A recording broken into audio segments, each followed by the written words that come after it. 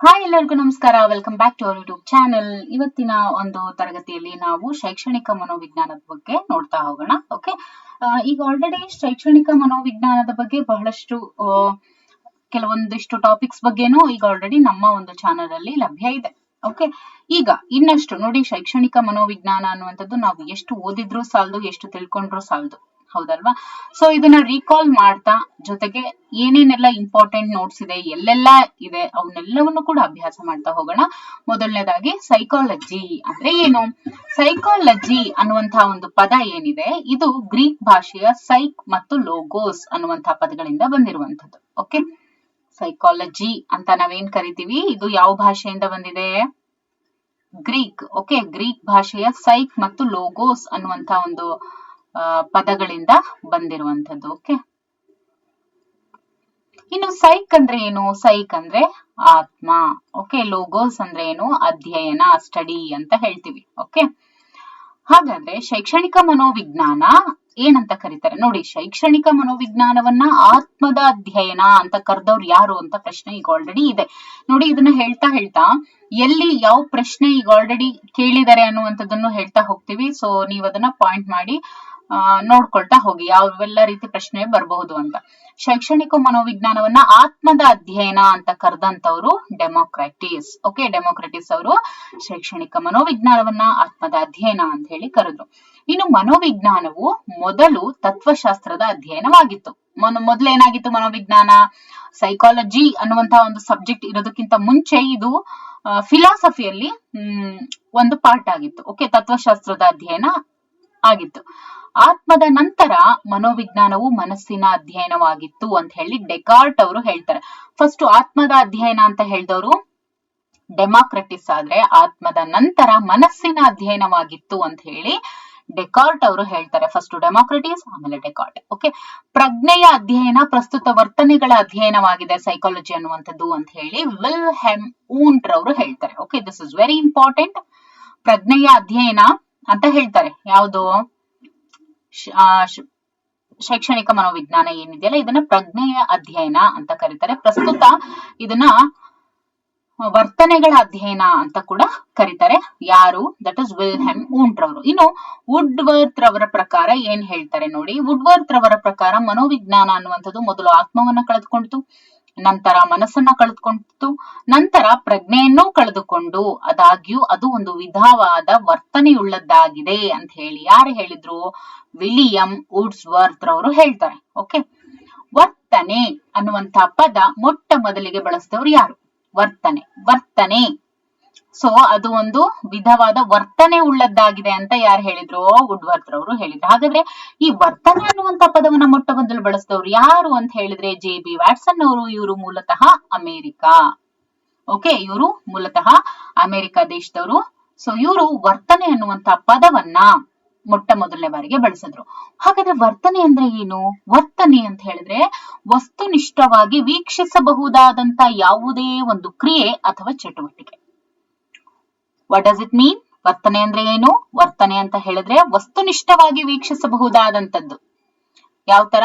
ವಸ್ತುನಿಷ್ಠವಾಗಿ ವೀಕ್ಷಿಸಬಹುದಾದಂತದ್ದ ಯಾವುದೇ ಒಂದು ಕ್ರಿಯೆ ಅಥವಾ ಚಟುವಟಿಕೆ, ಅದನ್ನ ಏನಂತ ಕರೆದ್ರು? ವರ್ತನೆ ಅಂತ ಕರೆದ್ರು. ವರ್ತನೆ ಅನ್ನುವಂಥ ಪದವನ್ನ ಮೊಟ್ಟ ಮೊದಲಿಗೆ ಬಳಸಿದವರು ಯಾರು?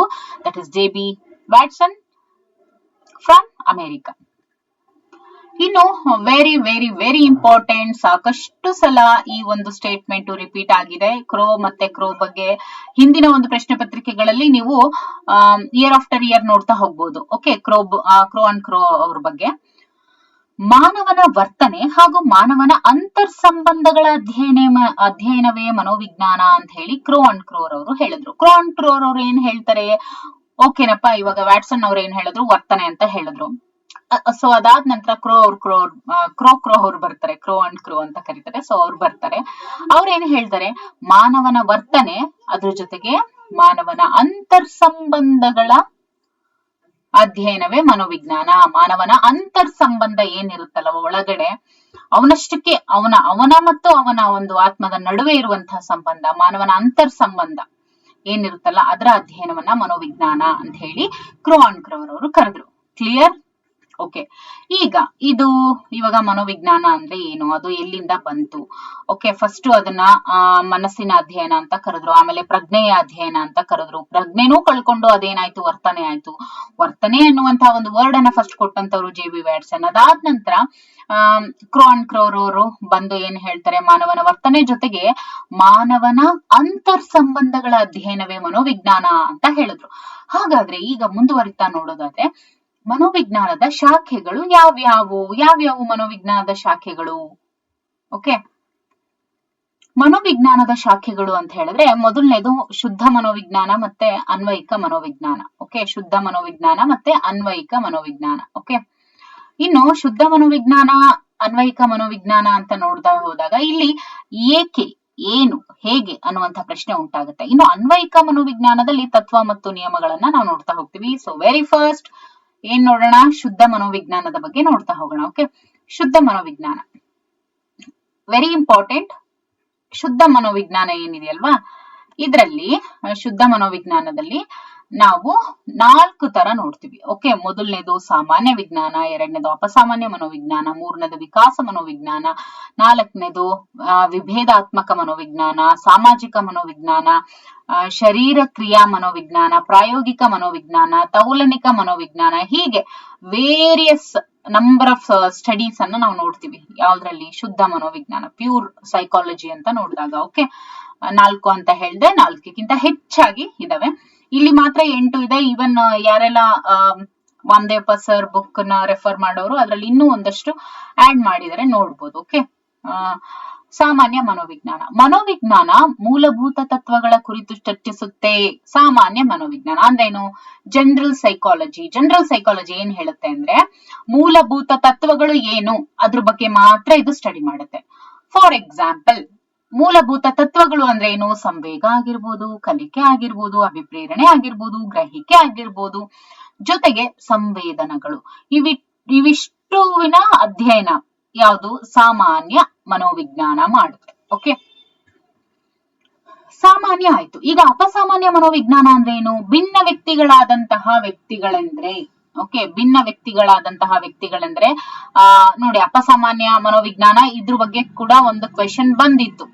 ಓಕೆ, ಭಿನ್ನ ವ್ಯಕ್ತಿಗಳಾದಂತಹ ವ್ಯಕ್ತಿಗಳು ಅಂದ್ರೆ ಏನು? ಬಾಲಾಪರಾಧಿಗಳು, ಅಪರಾಧಿಗಳು, ಸಮಾಜ ದ್ರೋಹಿಗಳು, ನರರೋಗಿಗಳು, ಮಾನಸಿಕ ರೋಗಿಗಳ ವರ್ತನೆಯನ್ನ ಇದು ಅಧ್ಯಯನ ಮಾಡುತ್ತೆ. ಅಪಸಾಮಾನ್ಯ ಮನೋವಿಜ್ಞಾನ ಅಂತ ಅಂದ್ರೆ ಯಾರು ಸಾಮಾನ್ಯ ವ್ಯಕ್ತಿಗಳು ಅಂತೆ ಇರ್ತಾರಲ್ವಾ, ಅವ್ರನ್ನ ಬಿಟ್ಟು ಉಳಿದಂತವರೆಲ್ಲ ಅಪಸಾಮಾನ್ಯ ದಾಡಿಯಲ್ಲಿ ಬರ್ತಾರೆ. ಅವುಗಳ ಬಗ್ಗೆ ಅಧ್ಯಯನ ಮಾಡುವಂತ ಒಂದು ಕ್ಷೇತ್ರವನ್ನ ಅಪಸಾಮಾನ್ಯ ಮನೋವಿಜ್ಞಾನ ಅಂತ ಹೇಳ್ತೀವಿ. ಓಕೆ, ಇನ್ನು ವಿಕಾಸ ಮನೋವಿಜ್ಞಾನ. ಏನಿದು ವಿಕಾಸ ಮನೋವಿಜ್ಞಾನ? ವಿಕಾಸದ ವಿವಿಧ ಹಂತಗಳ ಅಧ್ಯಯನವೇ ವಿಕಾಸ ಮನೋವಿಜ್ಞಾನ. ಓಕೆ, ವಿಕಾಸ ಮನೋವಿಜ್ಞಾನ ಅಂತ ಹೇಳಿದ್ರೆ ಇಲ್ಲಿ ವಿಕಾಸದ ವಿವಿಧ ಹಂತಗಳ ಬಗ್ಗೆ ಇಲ್ಲಿ ಚರ್ಚಿಸಲಾಗುತ್ತೆ. ಇಂಪಾರ್ಟೆಂಟ್ಲಿ ಅನುವಂಶೀಯತೆ ಮತ್ತು ಪರಿಸರ ಅಧ್ಯಯನವನ್ನ ಇಲ್ಲಿ ನಾವು ನೋಡ್ತಾ ಹೋಗ್ತೀವಿ. ಓಕೆ, ಅನುವಂಶೀಯತೆ ಮತ್ತು ಪರಿಸರದ ಅಧ್ಯಯನವನ್ನ ವಿಕಾಸ ಮನೋವಿಜ್ಞಾನದಲ್ಲಿ ನಾವು ನೋಡ್ತೀವಿ. ಓಕೆ, ಇನ್ನು ವಿಭೇದಾತ್ಮಕ ಮನೋವಿಜ್ಞಾನ. This is also very important. ವೈಯಕ್ತಿಕ ಮನೋವಿಜ್ಞಾನ ಅಂತ ಕೂಡ ಕರೀತಾರೆ. ವಿಭೇದಾತ್ಮಕ ಅಂದ್ರೂ ಒಂದೇ, ವೈಯಕ್ತಿಕ ಅಂದ್ರೂ ಒಂದೇ. ಓಕೆ, ವೈಯಕ್ತಿಕ ಭಿನ್ನತೆಗಳ ಸ್ವರೂಪ, ಅಳತೆ ಮಾಡುವ ವಿಧಾನಗಳು ಮತ್ತು ಪ್ರಭಾವ ಬೀರುವ ಅಂಶಗಳು, ಬುದ್ಧಿಶಕ್ತಿ, ಆಸಕ್ತಿ, ಮನೋಧೋರಣೆಗಳು ಇವೆಲ್ಲವೂ ಕೂಡ ವೈಯಕ್ತಿಕ ಮನೋವಿಜ್ಞಾನ ಮೀನ್ಸ್ ವಿಭೇದಾತ್ಮಕ ಮನೋವಿಜ್ಞಾನ ಇದರ ಅಡಿಯಲ್ಲಿ ಓದುವಂತದ್ದು. ವೈಯಕ್ತಿಕ ಭಿನ್ನತೆಗಳ ಸ್ವರೂಪ, ಅಳತೆ ಮಾಡುವ ವಿಧಾನಗಳು, ಪ್ರಭಾವ ಬೀರುವ ಅಂಶಗಳು, ಬುದ್ಧಿಶಕ್ತಿ, ಆಸಕ್ತಿ, ಮನೋಧೋರಣೆಗಳು ಇವುಗಳೆಲ್ಲದ್ರ ಬಗ್ಗೆ ನೋಡುವಂತದ್ದು.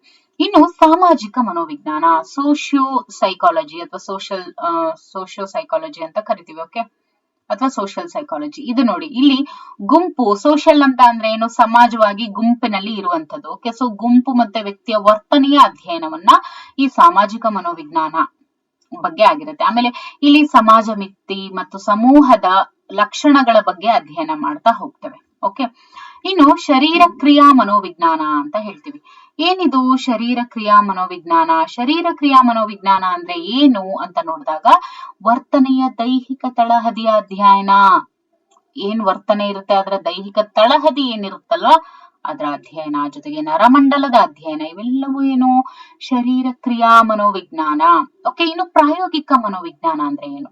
ಪ್ರಾಣಿ ಮತ್ತು ಮಾನವನ ವರ್ತನೆಗಳನ್ನ ಪ್ರಯೋಗ ಶಾಲೆಯಲ್ಲಿ ಅಧ್ಯಯನ ಮಾಡುವುದನ್ನ ಪ್ರಾಯೋಗಿಕ ಮನೋವಿಜ್ಞಾನ. ಇನ್ನು ತೌಲನಿಕ ಮನೋವಿಜ್ಞಾನ ಅಂದ್ರೆ ಏನು? This is also very important. ನೋಡಿ, ಸೂಕ್ಷ್ಮ ಜೀವಿಗಳಿಂದ ಮಾನವನವರೆಗಿನ ವರ್ತನೆಗಳ ಅಧ್ಯಯನವನ್ನ ತೌಲನಿಕ ಮನೋವಿಜ್ಞಾನ ಅಂತ ಕರೀತಾರೆ. This is very important. ಇದ್ರ ಅಂದ್ರೆ ತೌಲನಿಕ ಮನೋವಿಜ್ಞಾನ ಅಂದ್ರೆ ಏನು ಅಂತ ಮಲ್ಟಿಪಲ್ ಚಾಯ್ಸ್ ಅಲ್ಲಿ ಬಂದಿದೆ. ಸೂಕ್ಷ್ಮ ಜೀವಿಗಳಿಂದ ಅಂದ್ರೆ ಕಣ್ಣಿಗೆ ಕಾಣದೇ ಇರುವಂತಹ ಸೂಕ್ಷ್ಮ ಜೀವಿಗಳಿಂದ ಹಿಡಿದು ದೈತ್ಯ ಜೀವಿಯಾಗಿರುವಂತಹ ಮಾನವನವರೆಗೂ ಕೂಡ ವರ್ತನೆಗಳನ್ನ ಅಧ್ಯಯನ ಮಾಡೋದಿದೆಯಲ್ಲ, ಅದನ್ನ ತೌಲನಿಕ ಮನೋವಿಜ್ಞಾನ. ಓಕೆ, ಸೊ ಇದಿಷ್ಟು ಏನಾಗಿತ್ತು? ಶುದ್ಧ ಮನೋವಿಜ್ಞಾನ ಅಂದ್ರೆ ಪರ್ಟಿಕ್ಯುಲರ್ ಆಗಿ ಇದ್ರ ಬಗ್ಗೆನೆ ಸ್ಟಡಿ ಮಾಡ್ತೀವಿ ಅಂತ ಏನು ನೋಡ್ತೀವಲ್ಲ, ಅವೆಲ್ಲವೂ ಕೂಡ ಪ್ಯೂರ್ ಸೈಕಾಲಜಿ ಅಂದ್ರೆ ಓನ್ಲಿ ಒನ್ ಸಬ್ಜೆಕ್ಟ್ ಬಗ್ಗೆ ಮಾತ್ರ ರಿಸ್ಟ್ರಿಕ್ಟ್ ಆಗಿರುವಂತದ್ದು. ಓಕೆ, ಇನ್ನು ಈಗ ಅಪ್ಲೈಡ್ ಸೈಕಾಲಜಿ ಅಂದ್ರೆ ಏನು? ಅನ್ವಯಿಕ ಮನೋವಿಜ್ಞಾನ. ಓಕೆ, ಅನ್ವಯಿಕ ಮನೋವಿಜ್ಞಾನ ಅಂತ ಹೇಳಿದ್ರೆ ಶೈಕ್ಷಣಿಕ ಮನೋವಿಜ್ಞಾನ, ಚಿಕಿತ್ಸಾ ಮನೋವಿಜ್ಞಾನ, ಔದ್ಯೋಗಿಕ ಮನೋವಿಜ್ಞಾನ. ಓಕೆ, ಮತ್ತೆ ಅದ್ರ ಬಗ್ಗೆ ಎಲ್ಲ ನಾವು ನೋಡ್ತಾ ಹೋಗ್ತೀವಿ. ಓಕೆ, ಶೈಕ್ಷಣಿಕ ಮನೋವಿಜ್ಞಾನ ಕ್ಲಿಯರ್ ಕಾಣಿಸ್ತಾ ಇದೆ? Yes, no no. ಅನ್ವಯಿಕ ಮನೋವಿಜ್ಞಾನದಲ್ಲಿ ಶೈಕ್ಷಣಿಕ ಮನೋವಿಜ್ಞಾನ, ಚಿಕಿತ್ಸಾ ಮನೋವಿಜ್ಞಾನ, ಔದ್ಯೋಗಿಕ ಮನೋವಿಜ್ಞಾನ ಅಂತ ಹೇಳಿ 3 ಟೈಪ್ಸ್ ನಾವು ನೋಡ್ತೀವಿ. ಒಂದು, ಶೈಕ್ಷಣಿಕ ಸಮಸ್ಯೆಗಳನ್ನ ಪರಿಹರಿಸೋದು ಶೈಕ್ಷಣಿಕ ಮನೋವಿಜ್ಞಾನ. ಏನೆಲ್ಲ ಶೈಕ್ಷಣಿಕವಾಗಿ ಸಮಸ್ಯೆಗಳು ಎದುರಾಗ್ತವೆ ಅವುಗಳೆಲ್ಲವನ್ನು ಪರಿಹರಿಸೋದ್ರ ಬಗ್ಗೆ ಅಧ್ಯಯನ ನಡೆಸುವಂತದ್ದು ಶೈಕ್ಷಣಿಕ ಮನೋವಿಜ್ಞಾನ. It comes under applied psychology, that is ಅನ್ವಯಿಕ ಮನೋವಿಜ್ಞಾನ. ಇನ್ನು ಚಿಕಿತ್ಸಾ ಮನೋವಿಜ್ಞಾನ ಹೀಗಂದ್ರೆ ಏನು? ಅಪಸಾಮಾನ್ಯರ ಚಿಕಿತ್ಸೆ. ಓಕೆ, ಅಪಸಾಮಾನ್ಯರ ಚಿಕಿತ್ಸೆ, ಸಮಸ್ಯೆಗಳ ಚಿಕಿತ್ಸಾ ವಿಧಾನಗಳು, ಇವುಗಳ ಬಗ್ಗೆ ಅಧ್ಯಯನ ಮಾಡುವಂತದ್ದು ಚಿಕಿತ್ಸಾ ಮನೋವಿಜ್ಞಾನ. ಇನ್ನು ಔದ್ಯೋಗಿಕ ಮನೋವಿಜ್ಞಾನ ಅಂತ ಹೇಳಿದ್ರೆ ಉದ್ಯೋಗದ ಬಗ್ಗೆ ಮಾಹಿತಿ ನೀಡುವಂತದ್ದು ಔದ್ಯೋಗಿಕ ಮನೋವಿಜ್ಞಾನ. ಓಕೆ, ಔದ್ಯೋಗಿಕ ಮನೋವಿಜ್ಞಾನ ಅಂತ ಅಂದ್ರೆ ಉದ್ಯೋಗದ ಬಗ್ಗೆ ಮಾಹಿತಿ ನೀಡುವಂತದ್ದು. ಓಕೆ, ಸೊ ಇದಿಷ್ಟು ಮನೋವಿಜ್ಞಾನ ಅಂದ್ರೆ ಏನು, ಅದರ ಒಂದು ಟೈಪ್ಸ್. ಓಕೆ, ಅದರಲ್ಲಿ ಪ್ಯೂರ್ ಮತ್ತೆ ಅಪ್ಲೈಡ್ ಇದ್ರ ಬಗ್ಗೆ ನಾವು ನೋಡಿದ್ವಿ, ಹೌದಲ್ವಾ? ಸೊ ಈಗ ಮುಂದುವರೆದು ಶೈಕ್ಷಣಿಕ ಮನೋವಿಜ್ಞಾನ ಅಂದ್ರೆ ಏನು ಅಂತ ಹೇಳಿ ನೋಡ್ತಾ ಹೋಗೋಣ. ಓಕೆ, ಸೊ ವೆಲ್ಕಮ್ ಟು ಶೈಕ್ಷಣಿಕ ಮನೋವಿಜ್ಞಾನ ಎಜುಕೇಶನ್ ಸೈಕಾಲಜಿ. ಸೊ ಇದ್ರ ಬಗ್ಗೆ ಇವಾಗ ವೆರಿ ಇಂಪಾರ್ಟೆಂಟ್, ತುಂಬಾ ಚೆನ್ನಾಗಿ ನೋಡ್ತಾ ಹೋಗೋಣ. ಓಕೆ, ಶೈಕ್ಷಣಿಕ ಮನೋವಿಜ್ಞಾನ ಶೈಕ್ಷಣಿಕ ಸನ್ನಿವೇಶದಲ್ಲಿ ವ್ಯಕ್ತಿ ವಿಕಾಸದ ಕ್ರಮಬದ್ಧ ಅಧ್ಯಯನವೇ ಶೈಕ್ಷಣಿಕ ಮನೋವಿಜ್ಞಾನ ಅಂತ ಹೇಳ್ತೀವಿ. ಶೈಕ್ಷಣಿಕ ಸನ್ನಿವೇಶದಲ್ಲಿ ವ್ಯಕ್ತಿಯ ವಿಕಾಸ ಏನಿರುತ್ತೆ ಅದು ಕ್ರಮಬದ್ಧವಾಗಿ ಇರಬೇಕು. ಓಕೆ, ಆ ಒಂದು ಕ್ರಮಬದ್ಧ ಅಧ್ಯಯನ ಅನ್ನುವಂಥದ್ದನ್ನೇ ನಾವು ಶೈಕ್ಷಣಿಕ ಮನೋವಿಜ್ಞಾನ ಅಂತ ಹೇಳಿ ಕರಿತೀವಿ. ಶೈಕ್ಷಣಿಕ ಸನ್ನಿವೇಶದಲ್ಲಿ ವ್ಯಕ್ತಿ ವಿಕಾಸದ ಕ್ರಮಬದ್ಧ ಅಧ್ಯಯನವನ್ನ ನಾವು ಶೈಕ್ಷಣಿಕ ಮನೋವಿಜ್ಞಾನ ಅಂತ ಹೇಳ್ತೀವಿ. ಇದ್ರ ಬಗ್ಗೆ ಕ್ರೋ ಮತ್ತೆ ಕ್ರೋರ್ ಅವರು ಏನ್ ಹೇಳಿದರೆ, ಕ್ರೋ ಅವರು ಅಂತ ಹೇಳಿದ್ರೆ, ವ್ಯಕ್ತಿಯ ಹುಟ್ಟಿನಿಂದ ವೃದ್ಧಾಪ್ಯದವರೆಗಿನ ಕಲಿಕೆಯ ಅನುಭವಗಳನ್ನ ವೈಜ್ಞಾನಿಕವಾಗಿ ವಿವರಿಸುವ ವಿಜ್ಞಾನ ಅಂತ ಹೇಳಿ ಕ್ರೋ ಅಂಡ್ ಕ್ರೋರ್ ಅವರು ಹೇಳಿದ್ದಾರೆ. ಏನು? ವ್ಯಕ್ತಿಯ ಹುಟ್ಟಿನಿಂದ ಹಿಡಿದು ವೃದ್ಧಾಪ್ಯದವರೆಗೂ, ಇಲ್ಲಿಂದ ಇಲ್ಲಿವರೆಗೂ ಏನು ಕಲಿಕೆಯ ಅನುಭವಗಳನ್ನ ವೈಜ್ಞಾನಿಕವಾಗಿ ವಿವರಿಸುವ ವಿಜ್ಞಾನ. ವೈಜ್ಞಾನಿಕವಾಗಿ ಇದು ವಿವರಿಸುತ್ತೆ. ಓಕೆ, ಯಾವುದು? ಶೈಕ್ಷಣಿಕ ಮನೋವಿಜ್ಞಾನ. ಇನ್ನು ಪೀಲ್ಡ್ ಅವರು ಏನ್ ಹೇಳ್ತಾರೆ? ಶೈಕ್ಷಣಿಕ ಮನೋವಿಜ್ಞಾನವು ಶಿಕ್ಷಣವನ್ನ ವೈಜ್ಞಾನಿಕವಾಗಿ ಅಧ್ಯಯನ ಮಾಡುವ ಶಾಸ್ತ್ರವಾಗಿದೆ. ಸೊ ಶೈಕ್ಷಣಿಕ ಮನೋವಿಜ್ಞಾನದ ಬಗ್ಗೆ ಪೀಲ್ಡ್ ಅವರು ಏನ್ ಹೇಳ್ತಾರೆ? ಶಿಕ್ಷಣವನ್ನ ನಾವು ಅಥೆಂಟಿಕ್ ಆಗಿ ಮತ್ತೆ ವೈಜ್ಞಾನಿಕವಾಗಿ ಅಕಾರ್ಡಿಂಗ್ ಟು ಸೈನ್ಸ್ ನಾವು ಅಧ್ಯಯನ ಮಾಡುವಂತದ್ದು. ಏಜಿಗೆ ಕರೆಕ್ಟ್ ಆಗಿ, ಅಂದ್ರೆ ಇಂಥ ಏಜ್ ಅಲ್ಲಿ ಏನ್ ಕಲಿಬೇಕು, ಎಷ್ಟು ಕಲಿಬೇಕು, ಇದಕ್ಕಿಂತ ಜಾಸ್ತಿ ಇದ್ರೆ ಏನು. ಓಕೆ, ಪ್ರತಿಯೊಂದು ಮಗುವಿನ ಎಬಿಲಿಟೀಸು, ಅದ್ರ ಹೊರತಾಗಿ ಕೂಡ ಏನೆಲ್ಲ ವಿಕಾಸವನ್ನ ಒಳಗೊಂಡಿದೆ ಅದನ್ನೆಲ್ಲವನ್ನು ಕೂಡ ಓಕೆ ಅಧ್ಯಯನ ಮಾಡುವಂತದ್ದು ಶೈಕ್ಷಣಿಕ ಮನೋವಿಜ್ಞಾನ. ಓಕೆ, ಫೀಲ್ಡ್ ಅವ್ರು ಏನ್ ಹೇಳ್ತಾರೆ?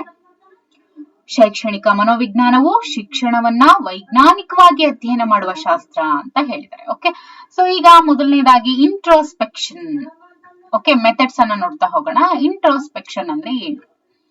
ಇಂಟ್ರೋಸ್ಪೆಕ್ಷನ್ ಮೆಥಡ್ ಅಂತ ಹೇಳ್ತೀವಿ. ಅಂತರಾವಲೋಕನ. ಏನು? ಅಂತರಾವಲೋಕನ, ತನ್ನೊಳಗೆ ತಾನು ಅರಿಯುವಂಥದ್ದು. ಓಕೆ, ಅಂತರಾವಲೋಕನ ಅಂದ್ರೆ ಸ್ವಯಂ ವೀಕ್ಷಣೆ ಅಂತ. ಓಕೆ, ಸ್ವಯಂ ವೀಕ್ಷಣೆ. ಓಕೆ, ಅಂತರಾವಲೋಕನ ಇಂಟ್ರೋಸ್ಪೆಕ್ಷನ್ ಮೆಥಡ್ ಇದನ್ನ ನಾವು ನೋಡಿದಾಗ ಇದೊಂದು ಅತ್ಯಂತ ಹಳೆಯ ವಿಧಾನ ಆಗಿದೆ. Very very old. ಓಕೆ, ತುಂಬಾನೇ ಹಳೆಯ ವಿಧಾನ ಇದಾಗಿದೆ. ಇಂಟ್ರೋ ಅಂದ್ರೆ ಏನು, ವಿತ್ ಇನ್ ಅಂತ. ಸ್ಪೆಕ್ಷನ್ ಅಂದ್ರೆ ಏನು, ಲುಕಿಂಗ್ ಅಂತ ಹೇಳಿ. ಓಕೆ, ಸೊ ಅಂದ್ರೆ ತನ್ನನ್ನ ತಾನು ಒಳಹೊಕ್ಕಿ ನೋಡಿಕೊಳ್ಳುವುದೇ ಇಂಟ್ರೋಸ್ಪೆಕ್ಷನ್ ಮೆಥಡ್. ಅಂತರಾವಲೋಕನ ಅಂತ ಹೇಳಿದ್ರೆ ಸ್ವಯಂ ವೀಕ್ಷಣೆ ಅಂತ ಕರಿತೇವೆ. ಇನ್ನು ಇದನ್ನ A.B. ಟಿಶ್ನರ್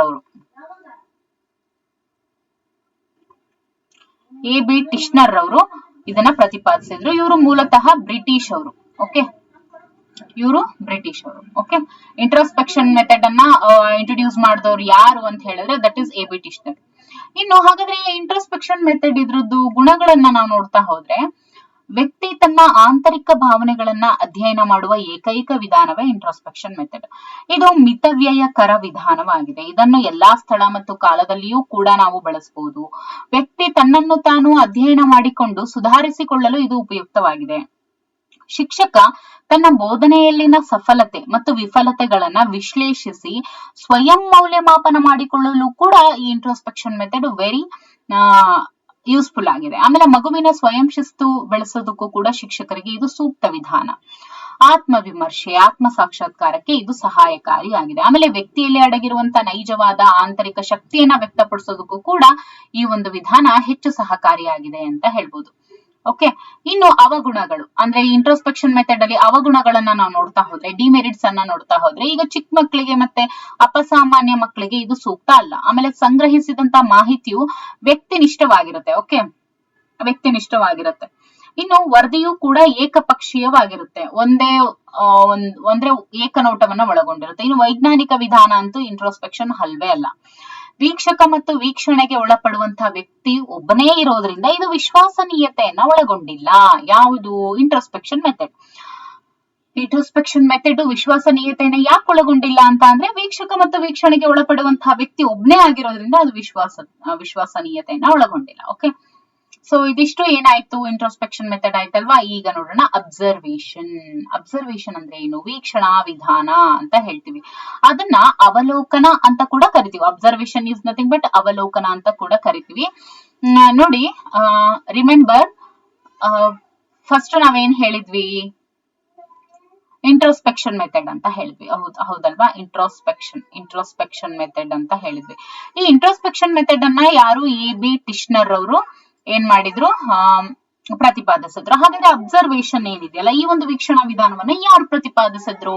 ಇದನ್ನ ಪ್ರತಿಪಾದಿಸಿದಂತವ್ರು J.B. ವ್ಯಾಟ್ಸನ್ ರವರು. ಒಂದು ನಿರ್ದಿಷ್ಟ ಉದ್ದೇಶ ಸಾಧನೆಗಾಗಿ ವ್ಯಕ್ತಿಯ ಬಾಹ್ಯ ವರ್ತನೆಯನ್ನ ಅಧ್ಯಯನ ಮಾಡೋದನ್ನ ನಾವು ವೀಕ್ಷಣೆ ಅಂತ ಕರಿತೀವಿ. ಒಂದು ಸ್ಪೆಸಿಫಿಕ್ ಉದ್ದೇಶ ಅಂತೂ ಇರುತ್ತೆ, ಪರ್ಟಿಕ್ಯುಲರ್ ರೀಸನ್ ಇರುತ್ತೆ. ಓಕೆ, ನಾವು ಅಬ್ಸರ್ವೇಷನ್ ಮಾಡ್ತಾ ಇದೀವಿ ಅಂದ್ರೆ, ಓಕೆ, ಒಂದು ನಿರ್ದಿಷ್ಟ ಉದ್ದೇಶ ಸಾಧನೆಗೋಸ್ಕರ ವ್ಯಕ್ತಿಯ ಬಾಹ್ಯ ವರ್ತನೆಯನ್ನ ಅಧ್ಯಯನ ಮಾಡುವುದೇ ವೀಕ್ಷಣೆ ಅಂತ ಹೇಳ್ತಾರೆ. ಇದರಲ್ಲಿ 3 ವಿಧ ಬರುತ್ತೆ. ಒಂದು ಪೂರ್ಣ ನಿಯಂತ್ರಿತ ಸನ್ನಿವೇಶದ ವೀಕ್ಷಣೆ, ಇನ್ನೊಂದು ಭಾಗಶಃ ನಿಯಂತ್ರಿತ ಸನ್ನಿವೇಶದ ವೀಕ್ಷಣೆ, ಮೂರನೇದು ಸ್ವತಂತ್ರ ಸನ್ನಿವೇಶದ ವೀಕ್ಷಣೆ. ಓಕೆ, ಸ್ವತಂತ್ರ ಸನ್ನಿವೇಶದ ವೀಕ್ಷಣೆ. ಸೊ ಈ 3 ಏನಿದಾವೆ, ಈ ಅಬ್ಸರ್ವೇಷನ್ ನ 3 ಟೈಪ್ಸ್ ಅಂತ ಹೇಳ್ಬೋದು. ಇನ್ನು ಗೆಜೆಲ್ ರವರು ಏನ್ ಹೇಳ್ತಾರೆ ಅಂದ್ರೆ, ಶಿಶು ಚಿಕಿತ್ಸಾಲಯದಲ್ಲಿ ಒಮ್ಮುಖ ಗಾಜಿನ ಪರದೆಯನ್ನು ಬಳಸುವ ಮೂಲಕ ಅಪಸಮಾಯೋಜಿತ ಮಕ್ಕಳ ವರ್ತನೆಯನ್ನ ವೀಕ್ಷಿಸ್ತಾ ಇದ್ರು ಅಂತ. ಅಂದ್ರೆ ವೀಕ್ಷಣೆ ಅಂತ ಹೇಳೋದಕ್ಕೆ ಇಲ್ಲಿ ಅಕಾರ್ಡಿಂಗ್ ಟು ಸೈಕಾಲಜಿ ಒಂದು ಎಕ್ಸಾಂಪಲ್ ಕೊಟ್ಟಿದ್ದಾರೆ.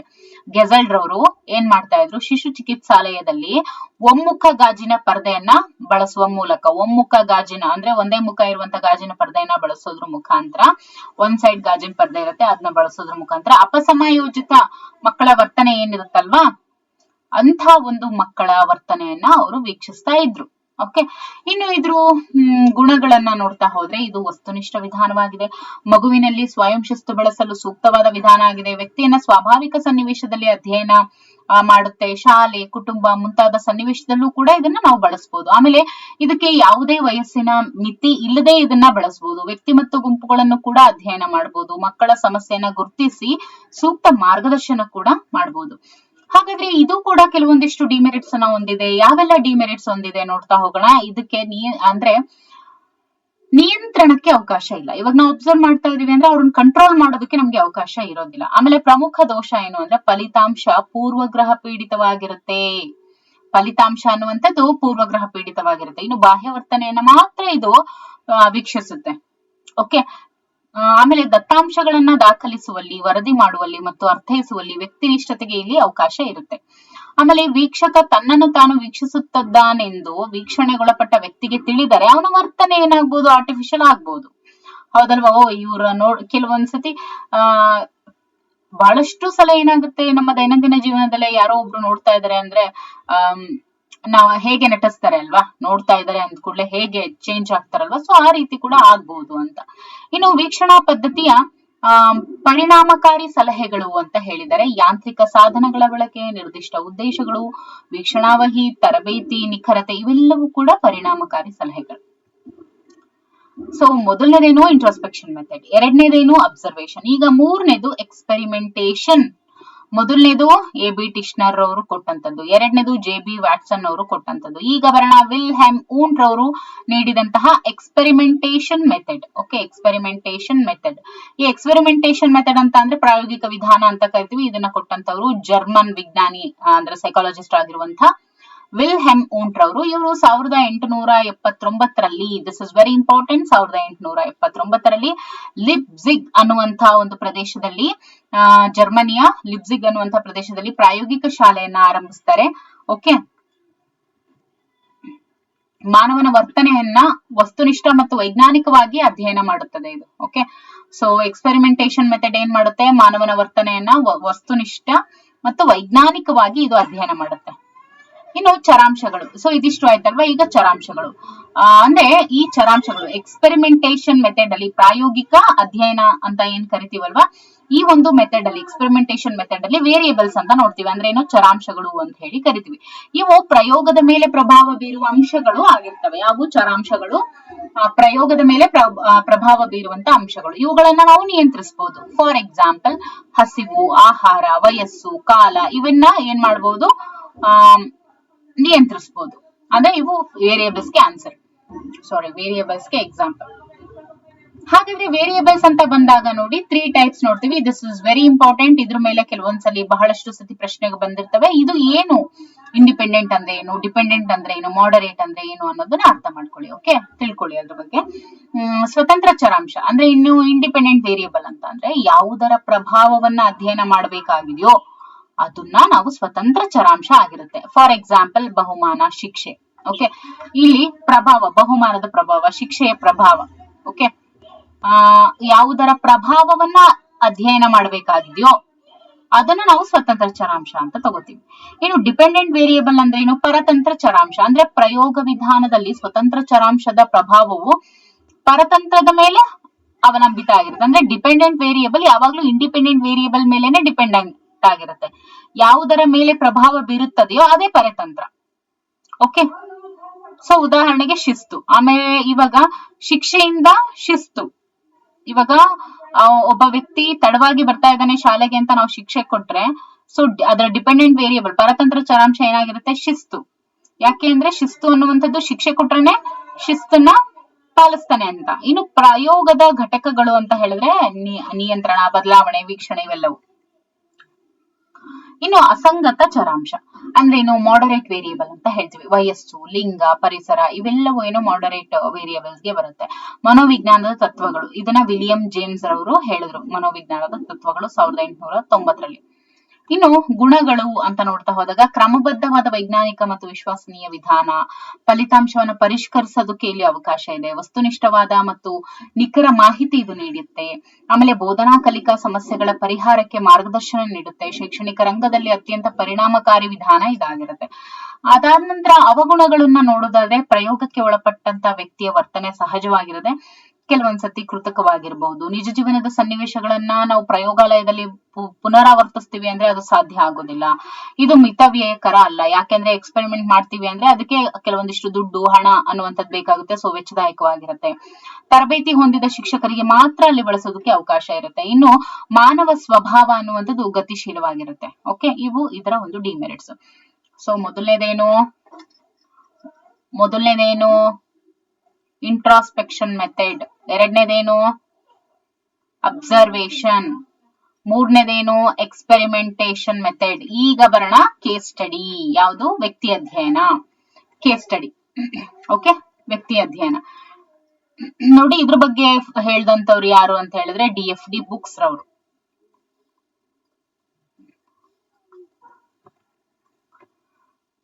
DFD ಬುಕ್ಸ್ ರವರು.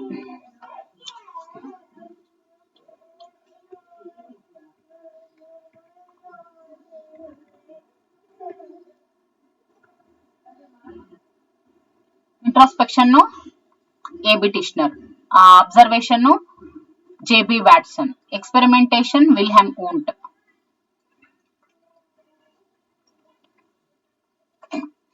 Okay, Wilhelm Wundt.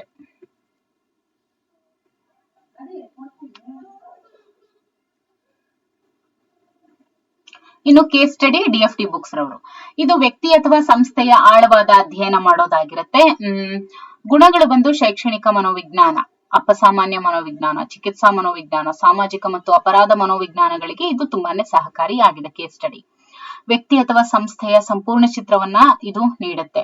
ಜೊತೆಗೆ ಬಾಲ ಅಪರಾಧಗಳು, ಸಮಸ್ಯಾತ್ಮಕ, ತಿರಸ್ಕೃತ, ಹೊಂದಾಣಿಕೆ ಸಮಸ್ಯೆ ಹೊಂದಿದಂತ ಮಕ್ಕಳು, ಆಮೇಲೆ ಶೈಕ್ಷಣಿಕವಾಗಿ ಹಿಂದುಳಿದಂತ ಮಕ್ಕಳ ಬಗ್ಗೆ ತಿಳಿಯೋದಕ್ಕೆ, ಪರಿಹಾರ ಏನು ಅಂತ ಕಂಡುಹಿಡ್ಕೊಳ್ಳೋದಕ್ಕೆ ಈ ಕೇಸ್ ಸ್ಟಡಿ ಅನ್ನುವಂಥದ್ದು ಬಹಳನೇ ಉಪಯುಕ್ತವಾಗಿದೆ. ಇನ್ನು ಮಿತಿಗಳು ಬಂದು ಇದು ವಸ್ತುನಿಷ್ಠ ಆಗಿರೋದಿಲ್ಲ, ಹೆಚ್ಚು ಸಮಯದ ಅವಶ್ಯಕತೆ ಇರುತ್ತೆ, ಸಮಸ್ಯೆ ಪರಿಹಾರ ವೀಕ್ಷಕನ ಜ್ಞಾನದ ಮೇಲೆ ಅವಲಂಬಿಸಿರುತ್ತೆ, ಆಮೇಲೆ ವ್ಯಕ್ತಿನಿಷ್ಠತೆಗೆ ಇದು ಅವಕಾಶ ಇದೆ, ಅನಾಥ ಮಕ್ಕಳಿಗೆ ಇದು ಅನ್ವಯಿಸೋದಿಲ್ಲ. ಓಕೆ, ವ್ಯಕ್ತಿ ಅಧ್ಯಯನದಿಂದ ಬಾಲ ಅಪರಾಧಿಗಳನ್ನ ಅಧ್ಯಯನ ಮಾಡಿ ಸುಧಾರಣೆ ಮಾಡಿದವರು ಅಂತ ಇದೆ ಹೀಲೆ ಅಂತಕ್ಕಂಥವ್ರು. ನೋಡಿ, ಅಂದ್ರೆ ಈ ಕೇಸ್ ಸ್ಟಡಿನ ಉಪಯೋಗಿಸ್ಕೊಂಡು, ಈ ಕೇಸ್ ಸ್ಟಡಿ ಅನ್ನುವಂತ ಈ ಅಧ್ಯಯನ ಏನಿದೆಯಲ್ಲ ಶೈಕ್ಷಣಿಕ ಮನೋವಿಜ್ಞಾನದಲ್ಲಿ, ಇದನ್ನ ಉಪಯೋಗಿಸ್ಕೊಂಡು ಬಾಲ ಅಪರಾಧಿಗಳನ್ನ ಅಧ್ಯಯನ ಮಾಡಿ ಸುಧಾರಣೆ ಮಾಡಿದವರು ಯಾರು ಅಂತ ಕೇಳಿದ್ರೆ ದಟ್ ಈಸ್ ಹೀಲೆ ಅವರು. ಯಾರು? ಹೀಲೆ ಅವರು. ಓಕೆ, ಇದಿಷ್ಟು. ಆಮೇಲೆ ಈಗ ಇದಿಷ್ಟು ಆಯ್ತಲ್ವಾ, ಈಗ ನೋಡೋಣ ಇಂಟರ್ವ್ಯೂ. ಇದೊಂದು ನಿಯಂತ್ರಿತ ಸಂಭಾಷಣೆ. ಇಂಟರ್ವ್ಯೂ ಅನ್ನುವಂಥದ್ದು ನಿಯಂತ್ರಿತ ಸಂಭಾಷಣೆ. ಅವ್ರೇನ್ ಕೇಳ್ತಾರೋ ಅಷ್ಟಕ್ಕೆ ಮಾತ್ರ ಉತ್ತರ ಹೇಳ್ಬೇಕು. ಸೊ ಹಾಗಾಗಿ ನಿಯಂತ್ರಿತ ಸಂಭಾಷಣೆ. ಇನ್ನು ಅನಕ್ಷರಸ್ಥರು, ಮಕ್ಕಳು, ಅಪಸಾಮಾನ್ಯ ವ್ಯಕ್ತಿಗಳಿಂದ ಮಾಹಿತಿ ಸಂಗ್ರಹಿಸಲು ಬಳಸಬಹುದಾದಂತ ಉತ್ತಮ ವಿಧಾನ. ಇದು ಸ್ಮೃತಿಯ ಮೇಲೆ ಅವಲಂಬಿಸಿದೆ, ಯಾಕಂದ್ರೆ ಅವ್ರಿಗೆ ನೆನಪಿದ್ರೆ ಮಾತ್ರ ಹೇಳ್ತಾರೆ, ಇಲ್ಲಾಂದ್ರೆ ಹೇಳೋದಿಲ್ಲ. ಇನ್ನು ಟೆಸ್ಟಿಂಗ್, ಪರೀಕ್ಷಾ ವಿಧಾನ. ಮಕ್ಕಳ ಸಾಮರ್ಥ್ಯಗಳು, ಆಸಕ್ತಿ, ಮನೋಭಾವಗಳನ್ನ ಅಳೆಯಲು. ಆಮೇಲೆ ವಿಭೇದಾತ್ಮಕ ಮೀನ್ಸ್ ವೈಯಕ್ತಿಕ ವಿಧಾನವು ಹೆಚ್ಚಾಗಿ ಪರೀಕ್ಷೆಗಳ ಮೇಲೆ ಅವಲಂಬಿಸಿದೆ. ಆಮೇಲೆ ಪರೀಕ್ಷೆಯ 4 ಗುಣಲಕ್ಷಣಗಳು ಅಂತ ಹೇಳಿದ್ರೆ this is also very important. ಸಮಂಜಸತೆ, ವಸ್ತುನಿಷ್ಠತೆ, ವಿಶ್ವಾಸನೀಯತೆ, ಉಪಯೋಗತೆ. ಇದು ವೆರಿ ಇಂಪಾರ್ಟೆಂಟ್. ಇದ್ರ ಬಗ್ಗೆ ಕೂಡ ಕ್ವೆಶನ್ಸ್ ಬರುತ್ತೆ. ವ್ಯಕ್ತಿಯ ಗುಣಾತ್ಮಕ ಮತ್ತು ಪರಿಮಾಣಾತ್ಮಕವಾಗಿ ಅಳೆಯೋದಕ್ಕೆ ಇದು ಸಾಧ್ಯವಿದೆ. ವೈಯಕ್ತಿಕ ಭಿನ್ನತೆಗಳನ್ನ ತಿಳಿಯೋದಕ್ಕೆ, ಜೊತೆಗೆ ತರಬೇತಿ, ಶಿಕ್ಷಕರಿಗೆ ಇದು ಅವಶ್ಯಕತೆ ಇದೆ. ಅದಾದ ನಂತರ ವಸ್ತುನಿಷ್ಠ ಪರೀಕ್ಷೆಗಳನ್ನ ರೂಪಿಸುವುದೇನಿದೆಯಲ್ಲ ಇದು ಕಷ್ಟಕರ. ಓಕೆ, ಏನು? ವಸ್ತುನಿಷ್ಠ ಪರೀಕ್ಷೆಗಳನ್ನ ರೂಪಿಸುವುದು ಕಷ್ಟಕರ. ಪರೀಕ್ಷೆಗಳು ಮಕ್ಕಳ ಮಾನಸಿಕ ಸ್ಥಿತಿಯನ್ನ ಗಣನೆಗೆ ತೆಗೆದುಕೊಳ್ಳೋದಿಲ್ಲ. ಓಕೆ, ಇದಿಷ್ಟು ಏನಾಗಿತ್ತು? ವಿಧಾನಗಳಾಗಿತ್ತು.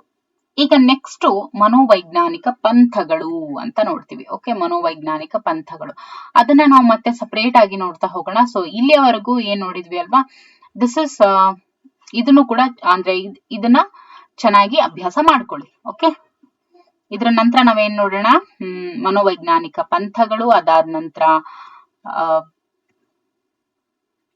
ಒಂದೊಂದಾಗಿ ಅದನ್ನ ನೋಡ್ತಾ ಹೋಗೋಣ. ಓಕೆ, ಇನ್ ಡೀಟೇಲ್ ಆಗಿ ನೋಡ್ತಾ ಹೋಗೋಣ. ಓಕೆ,